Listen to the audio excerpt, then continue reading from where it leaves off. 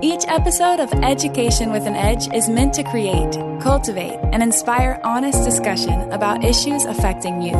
Hosted by author, artist, educator, advocate, and speaker, Jaquel Lane. Hello and welcome. My name is Jaquel Lane and I am your hostess with the mostest of Education with an Edge. And I am so very honored to have Miss Melissa Roth here with us today. She is a Credentialing Manager for Aureus Medical Group, medical solutions company. Melissa leads the amazing teams that ensure medical professionals have the proper work history, education, credentials, and a clear background prior to being allowed to work in facilities across the country. Melissa is a Nebraska girl born and raised. Her husband, Logan, son, Bryson, who's 16, and daughter, Hannah, who's 15, keep her on her toes. Melissa loves Husker football, anything baseball related, traveling, and shopping. Currently, she is representing her community through her participation in the Mrs. Nebraska Pageant that is scheduled for April 2022 with the local title of Mrs. Omaha. Melissa's platform focuses for the year 2021 and 2022 is on PMDD, which is premenstrual dysphoric disorder awareness and educating women, especially young women, on tracking their cycles. After many years and several doctors, she was diagnosed with PMDD in 2015 and also had successful treatments for adhesions, fibroids, endometriosis, and adenomyosis in 2021. She hopes to help further research on these conditions, promote the education of menstrual cycle tracking to aid in early detection of reproductive system disorders, help create awareness of mood disorders caused by the menstrual cycle, and be an advocate for suicide prevention, as 30% of women with PMDD attempt suicide. Melissa has a Bachelor's of Science in Marketing Management from Bellevue University and a Master's of Arts in Leadership from Bellevue University. She has been honored by the Santa Lucia Festival Committee for her dedication to the Italian Festival with the Outstanding Member Award in 2001 and Member of the Year in 2006. In addition, she was honored to be the committee's first female vice president in 2008 to 2011 and president in 2011 to 2012. Melissa's Gallup strengths are individualization, command, significance, learner, and activator. Melissa, we are so very happy and honored to have you here on Education with an Edge. This is one of the only podcasts that is dedicated to not just youth, but also the education of suicide prevention and anti-bullying. And so I think that your platform and your advocacy just goes so hand in hand with what we're trying to do. So thank you so very much. So we'll just get right into it. Since this podcast is dedicated to encouraging and inspiring young people, can you tell us a little bit about your background and how you grew up? Absolutely. Thank you for reading my bio. It was a lot longer than I anticipated when I wrote it out. Well, you're so successful. So I am a born and raised Nebraska girl. Like it said, have always lived in Omaha. K through 12, attended the Catholic school system here in Omaha, went to Our Lady of Lourdes, and I am a Mercy girl. Go Monarchs, anyone that's out there. My parents are amazing. They just celebrated their 47th wedding anniversary. Have a sister that's 4.5 years older than me. Love community service and working with the Santa Lucia Festival Committee over the years. It's been in my family since it started, so very important. I love traditions. I love being involved in meeting new people, meeting successful women, empowering women, and really just learning for people to share their stories because it can impact anybody that's out there. Absolutely. Well, and I love that. I love how proud of your culture you are and the work that you've done through the San Lucia Festival. And I always love to attend that. So not only is it great food, but it's great people. So that's amazing. And the committee did a fabulous job this year. They did awesome. Awesome. So you know, you're very passionate about the condition that I really wasn't, I'll be very honest, wasn't even aware of or that it existed, but it's called PMDD. would you please tell us a little bit about your journey with PMDD and what you want our viewers to know about this diagnosis and that affects so many women? Absolutely. PMDD, it stands for Premenstrual Dysphoric Disorder. And a lot of times it gets misdiagnosed because the symptoms, you have to have 5 of the symptoms trackable for at least 3 months before a doctor will diagnose you. There's not a simple test. A lot of people, like you said, are not even familiar with PMDD. And I've learned, especially in the United States, many women are taught that all women have periods. We go through moods. We have a cycle. Just deal with it and suck it up. And then also taught that life stressors can impact our mood and up and down. So it's very hard to get diagnosed. And it's also a lot of times, if doctors are not educated, it's misdiagnosed as bipolar. And many women just feel very lost because they're taking medications that may not work. They're being treated for something that they do not have. And that's even my own story. I had not ever heard of PMDD until 2015. I thought after a divorce and then going through another toxic relationship, it was just being a single mom, having life stress. I just obviously couldn't handle stress well. Depression and anxiety. I was actually bounced to different counselor and psychiatrist and treated just for depression and anxiety. And it would take the edge off of what my symptoms were, but it never fully got better. My symptoms, and we'll get to 2015 when I was diagnosed. Now I know and can look back, making very irrational choices, whether it was from a financial situation, from just immediate gratification, just to make yourself feel better. Alcohol abuse was in there. Excessive binge eating. Your food cravings are huge, where you could eat a whole bag of Oreos by yourself and not think anything of it and then move on to eating Taco Bell 20 minutes later. So it usually leads to weight gain. And then feelings of hopelessness. I would have rage triggers where I would go from being my happy, positive self one day to the next day yelling and screaming at everybody, to the point of being completely irrational, like not even making sense. And that, as it keeps going and keeps going, you just feel completely out of control. And that's where the suicidal thoughts came from. Like you said, 30% of women with PMDD do attempt suicide. Statistic-wise, we don't know how many are like me that had suicidal thoughts every month of, I'm putting my kid through hell, I'm putting my family through hell, I'm not happy at work, I'm gaining weight excessively. And it wasn't until 2015 when I started dating my now husband, Logan, that we realized that there was a pattern. It was at that time always around the 10th of the month, and it was for 10 to 14 days. And it would be similar to, the kids would drive me crazy. Little things like they put the fork in the wrong place. It would lead to a 2-day anger binge and conversations. And, if they forgot a missing assignment, and the same with my husband of, if he slept later than me, I was annoyed the whole day, like just completely irrational things. And so I had an annual appointment set up with my OBGYN at the time. And I had talked to her, and she was a little bit familiar with PMDD, and she kind of knew base knowledge of it. So we treated from a depression side of taking antidepressants during that time, just my cycle. For a few months, we tried that, and it balanced it out some, but it wasn't doing a lot. So after her research, we continued just to take antidepressants continuously. So it went from, at that time, being treated for PMDD to going back to being treated with depression and anxiety.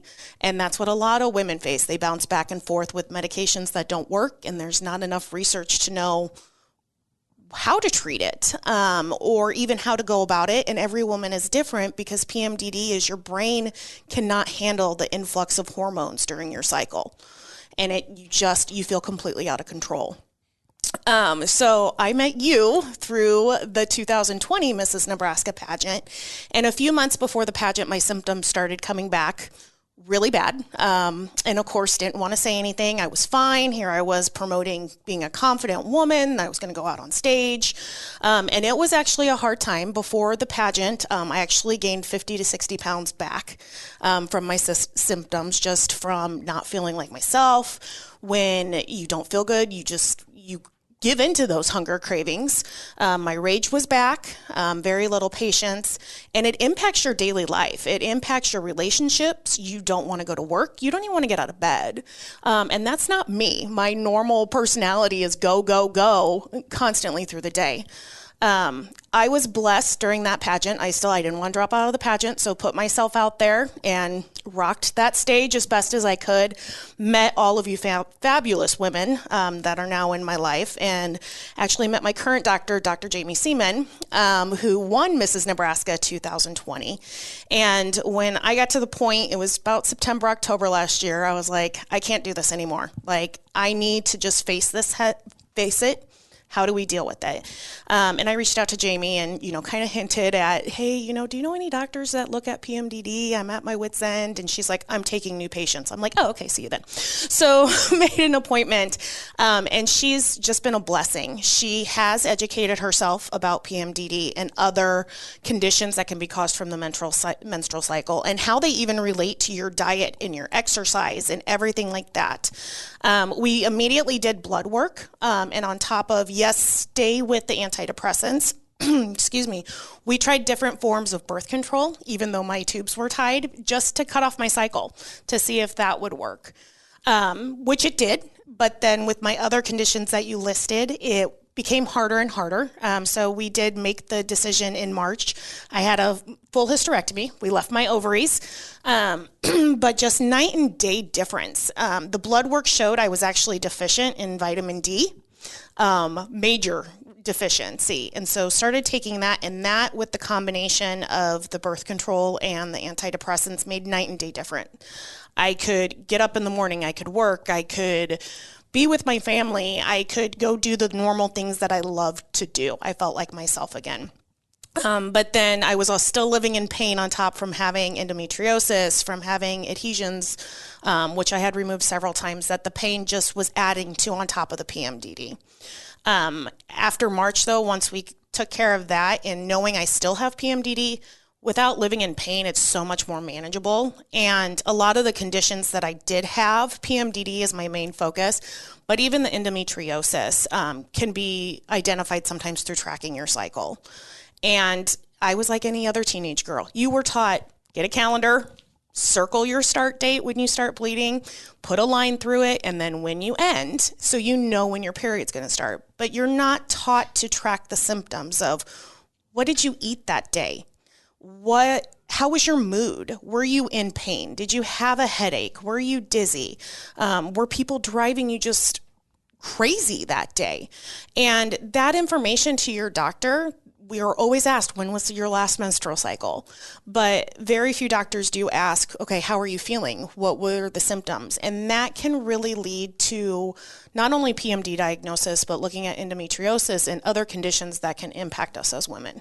And I would assume, first of all, I think that it's just phenomenal what you're doing, because how many women, and maybe myself included, like, get to that time and are like, well, I'm just completely crazy, or I've canceled events or whatever before as well, just because you're not feeling yourself and you are a little bit more depressed. But you're going to help so many women and young girls give this a voice and actually say, no, this isn't normal. Like, there are things that you can do to help this. But how many young women and girls are out there that are just like, have been suffering in silence? Because and thank you also for being willing to step out there, because it's very much so been kind of a taboo topic. Very taboo. And for women, it's like we're kind of not supposed to, and we could get into a whole dialogue about that. But, it's this not supposed to happen, because society is uncomfortable with it. Yes. And it's like, no, this is something that happens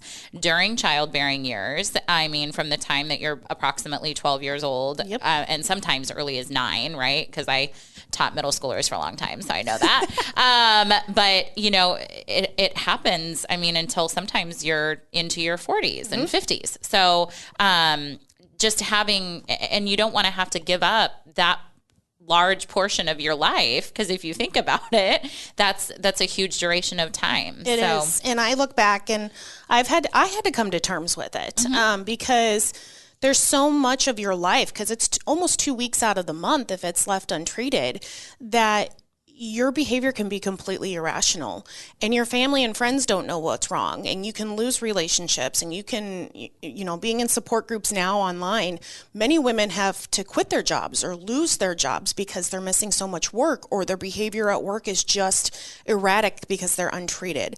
I was one that it was taboo. I didn't want to talk about it. When someone would bring up antidepressants, I'm like, oh, I take them. They're cycle related. I would never go into my symptoms. I would never talk about how I was feeling. I definitely wasn't going to tell people that once a month I felt suicidal. I didn't want people looking at me like, what is wrong with her?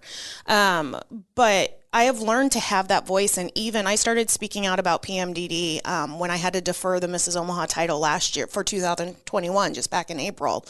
And just knowing when I posted that of why I was deferring, I received over 100 messages that day of women of, how did you get diagnosed? Because my daughter acts this way, or I used to act this way and now it's coming back. And even some of my former employees have reached out and they're like, I see you post about PMDD all the time. I think that's what I have. And, directing people to go talk to their doctor. And if their doctor has never heard of it, find another doctor.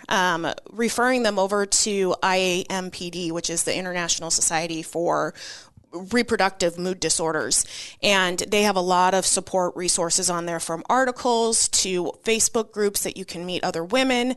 And then also they have a doctor directory of OBGYNs and family practitioners that have devoted some education to PMDD, so it doesn't get misdiagnosed. Many of these women that I've learned and have talked to, they have been on bipolar meds for years, and it hasn't helped. And 30% try to commit suicide. We don't know how many think of committing suicide.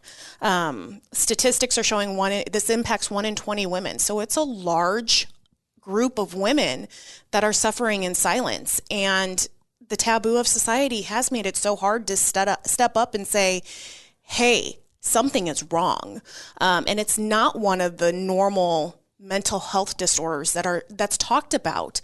So it immediately goes to depression, anxiety, bipolar, which that's part of it, but it's not what is causing it. The hormones and the influx, and just cycle driven completely. Well, and I would assume that with the meds or trying to treat, and that is a huge part of this show, and what I'm trying to do and what we're trying to do at Education with an Edge is like put an actual face, because in this country for so long, mental health awareness has also had a negative stigma. So I would imagine that going to different doctors and it kind of being bandaged as one thing is depression or bipolarism, but you're not treating what's actually going on. What the root cause is. Yes. And so thank you for being brave and for stepping out there. And like you said, so many individuals coming forward and saying, hey, that sounds like my mom. That sounds like my sister, that sounds like me. That sounds like something. So it actually gives them something to identify with what they're going through. Yeah. I think that that's amazing. And I love that they just, they have someone to turn to.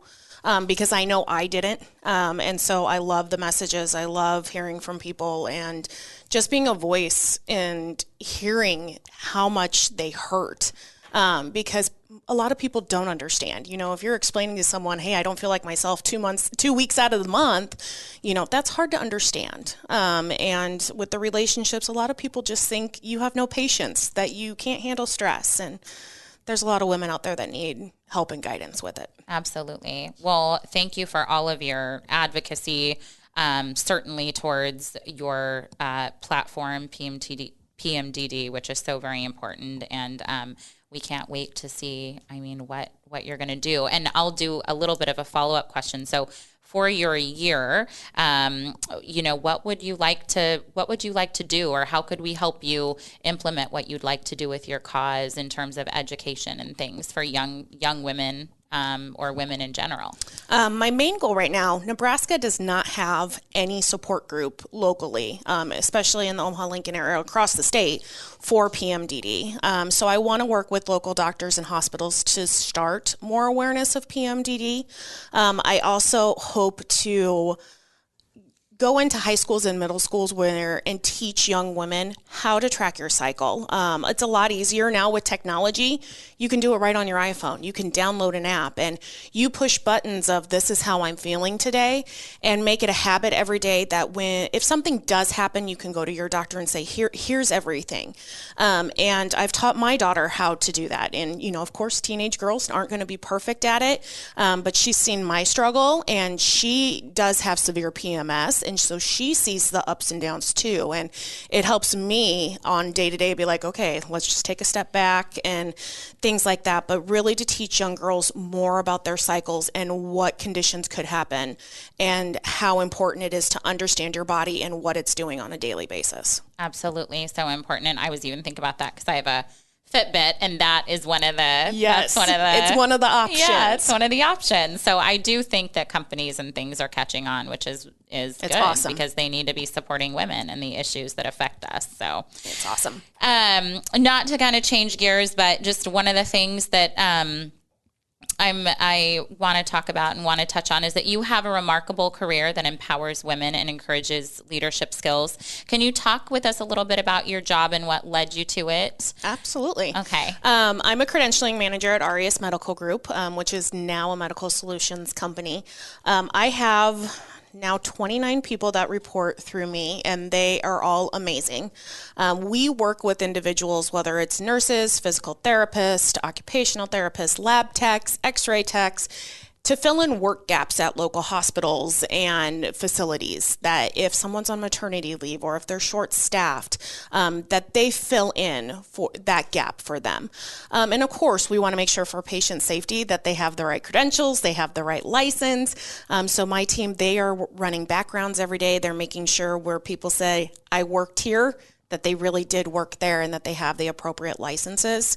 As a leader, I love my job because the day-to-day tasks of it is not my main job. Developing my team and encouraging my team to step out of their comfort zone is the best thing I do every day. I've had a lot of employees that I'm like, okay, you need to pick up the phone and go call this person, and blank stare.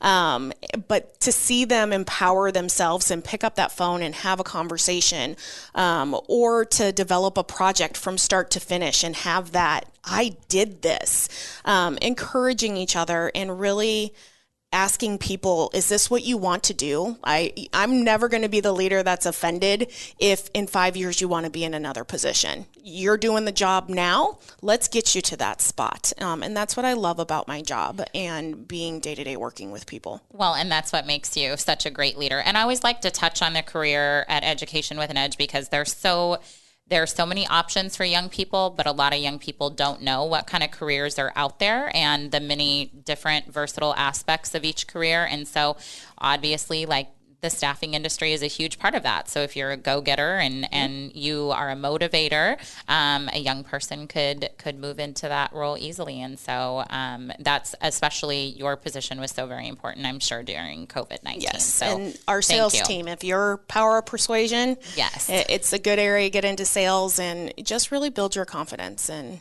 you can do that in any job, but find something you're passionate about. For me, it was I was in the insurance industry for 16 years, strict sales, and I wanted to do something where my product was genuinely helping people. And it's a little bit harder to sell since our product's people, but just knowing that they're going in every day and treating patients is awesome. Yes. Well, thank you for you and your staff and what you do for all of us. What are some of the values that you've learned from your career? Over the years, the main thing, and I say this every day at work, is the work will still be there. To treat people, they all have lives outside of the four walls of our work. And what we go through on a daily basis, they're production can be impacted by anything that's happening outside that door. We don't know a lot about their lives, kids, family, pets, what conditions they may be going through. So if my leads or if someone else on the team is just giving feedback about poor performance, of making sure that we're taking every step of, hey, this isn't like you. What's going on? People don't wake up in the morning and say, let's go do a bad job at work. That's rare. So make sure that we're treating overall person. And that's what I love about my company. We have that culture of work-life balance. Don't miss your kids' activities. If you are having a family emergency, go take care of it.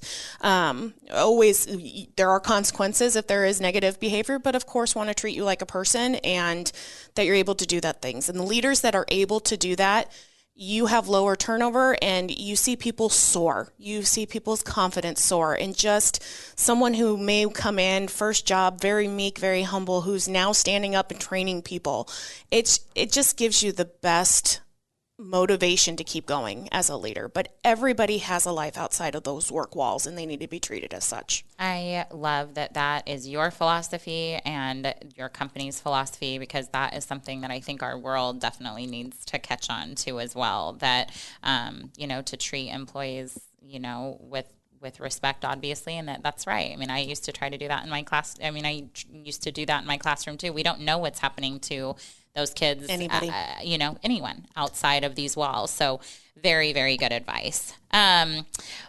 What is one obstacle that you have faced in your life, Melissa, and how have you overcome it? The PMDD has been the hardest obstacle, just because for so many years it felt like I was out of control. And even when you get that diagnosis, you have to look back and face your past of any of the decisions that you made, whether it's your diet, your exercise, or broken relationships, or the pure rage that most women with PMD do encounter. And really still loving yourself and finding that confidence that last year it took a lot, knowing I had gained 60 pounds to get out there on a stage in a swimsuit, but I needed it for me, and I needed it to empower me to keep moving forward. But you do have to come to terms with your past before you had your diagnosis, and decisions that you made, people that you may have hurt. And even for me, a lot of it was turning my back on God and having no faith at all. I'm like, if I can feel like this constantly, he must not exist. And I know that, that being raised strict Catholic hurt my parents' heart, and you have to find your faith again too. So it's been a long journey, but it's been worth it. And knowing what caused all those things just helps me move forward, and then also want to help other people. I just can't thank you enough for your transparency and for your honesty and your realness, because a lot of the young people that I work with, that we see out there, they see someone like you and they think, she's got it all together. And I think it's so important for individuals like yourselves to have courage to come out and say, yes, this is my life now, but these are the obstacles and struggles that I've had, and this is how I overcame them, and you can as well. And I also think that we as women, you touched on something very important. It's like we're oftentimes our worst critics, yes. Right? I mean, because I see you, and obviously I was like, oh my gosh, she's beautiful, and you don't even, but you're your worst every day. Enemy sometimes. So having that positive self-talk is so very important. And yeah, it's just number one, loving yourself. What is one piece of advice with that you would give to a young person who is struggling today? Don't be afraid to talk. That was one thing I really had to learn, that I was embarrassed of my behavior. I was embarrassed of my symptoms, and I didn't trust any of my friends, any of my family to have those conversations. And I suffered in silence, and I lost a lot of time in my early 20s and 30s, and it's not worth it. If you are feeling hopeless in any way, or you feeling something is not right with your body, have a conversation. Find, even if it's an online support group, find someone that you can talk and have a conversation to push you to the next step. Because getting a diagnosis, whatever may be wrong, and moving forward and living your life and putting yourself out there to do big and wonderful things, no matter what you're doing, it's worth it. And it's a long road, but day by day you get there. Excellent advice. And with that, what is one quote that you live by? Mine is actually a very simple one. I am a Disney person. I love me some Mickey Mouse. And I have it throughout my house, but it's a Walt Disney quote of, if you can dream it, you can do it. It's short, sweet. It gets to the point of, if it's in your brain, that means you have the knowledge and the skills somewhere in you to accomplish it, and just go for it. You might fall on your face, but you at least tried, where a lot of people wouldn't. Absolutely. And I think Walt Disney is so perfect. I like to use him a lot with kids because he failed multiple times and never gave up. So if you get the history, or you get the opportunity to research that history, that's so interesting. And that's an excellent quote as well, to use, because he's and had the longevity of success. Yes. I mean, look at everything that he created in his legacy as well. Speaking of legacies, what do you want your legacy to be, or what do you want people to remember you by? You know, if you would have asked me that 10 years ago, I would have been someone, well, I want a vice president title. I want to be making so much money. I want to do this. I want to do that. And I have pushed back that, I want to be remembered someone that was there for my husband and kids, was there for the community, that wanted to help people, even if it was a small way, even if it's a conversation. And since this is such a taboo topic of cycles, someone that was brave enough to step forward, and just encourage people. So many things people are scared to do. Just get out there and do it. I mean, you're not going to regret trying, and it may lead you to the best opportunity and meeting the best people in your life. So just keep going. Such great advice and very, very wise words. What is one of your greatest accomplishments, or the things that you are most proud of? My life right now is one of my proudest moments. I've had to face a lot. And like I said, you have to face your past, and having hard conversations with my husband, and even sitting my two teenagers down and saying, hey, I apologize for A, B, and C, and here's what's going on. And, especially my son, he really doesn't understand the female cycle, and, but he's been great in knowing that I'm trying to move forward. But then from a community service standpoint, being the first female to hold vice president and president of Santa Lucia was huge. I lost my Italian grandma back in '89. I was 9 years old, and I always held on to the festival as one of the last pieces I had from her, since it had been in our family for so long. But just knowing that the hard work that I did helped keep a tradition alive. And I'm not as involved as I used to be, but just watching people still take that on and wanting it to continue, we all had a part in that. And so it is one of my greatest accomplishments that my kids get to see Santa Lucia. They get to see what it was to our ancestors, and how important our past is to our future. Absolutely. Absolutely. So, and just kind of following up with that. So our viewers are going to want to follow you. They're going to want to see what's going on with the title of Mrs. Omaha. What are some of the events that you have coming up, where we can support you? And if you want to share with us your social media platforms so that we can get on there and see what all the great things you're doing, because you do a ton. So I appreciate that. Very dedicated. She's very dedicated. On Facebook, I do have a Mrs. Omaha page. You can search 2021, 2022 Mrs. Omaha, Melissa Roth, and I post any events that I'll be doing, and also post a lot of information about PMDD and other mental disorders that you can learn more about. It's a nice kind of confidential way that you can read on your phone and learn more about it. And then on Instagram, it's mroth1031. I post a lot there. I'm hoping to do some big events coming up. I'm going to be participating in the 50-mile march in August, where I'm walking with a bunch of people who are awesome to support homeless veterans and raising money for that. And it's, for me, going to be one of the most physical challenges that I've taken on, but I want to remember I can do hard things and try my best to make it from Lincoln to Omaha. And then I will be working a variety of different events with PACE, which is Police Athletics Community. They provide free athletics, soccer, football, and baseball mainly, to the community of Omaha. And it's great to see those kids running around and having, they may not have the best baseball bat or cleats, but they're up there and they are the next MVP of that game. And so helping in the concession stands and just their different clinics. So that's what I have coming up right now. That's so exciting. Yeah, you are not going to want to miss following this young lady. You do so much. I'm always like blown away by just all the community service and the wonderful organizations that you're supporting in the Omaha metro area. And we're so very excited to watch you in your journey, and I commend you, as do our viewers, for being an advocate for PMDD and all the women that you are going to help through this process and through your advocacy. So thank you, Melissa. Thank you so much. And thank you for being here with us today on Education with an Edge. Once again, my dear friend, Miss Melissa Roth, Mrs. Omaha, was with us today. And if you have any questions about PMDD, you can reach out to her on her social networks. She is definitely an expert in the area and can help you with that. And also, we want to support you here at Education with an Edge. If you're a young person or a person in general that is struggling with suicide or suicidal ideations, that is our mission here.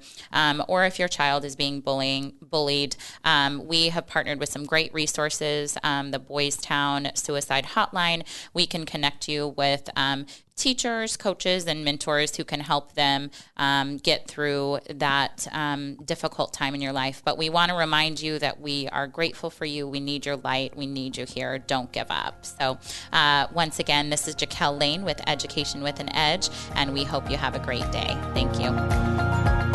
If you have a question or just want to learn more, go to jaquellane.com. Thanks for listening to Education with an Edge, a Hurrdat Media Production.